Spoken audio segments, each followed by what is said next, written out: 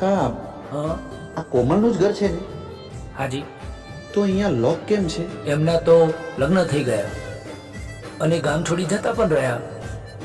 તો આવે છે વાર તહેવારે ક્યારેક ક્યારેક.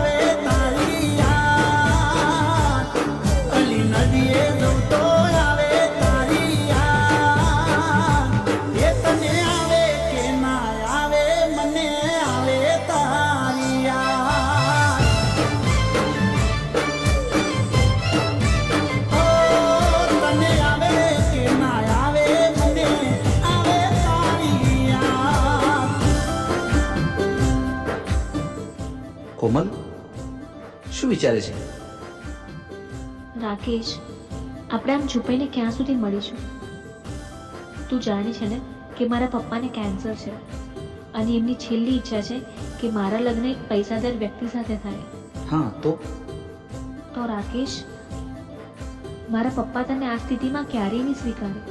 તું કંઈ એવું વિચાર જેનાથી તું મોટો વ્યક્તિ બની જાય અને હું આપણા લગ્નની વાત ઘરે કરી શકું.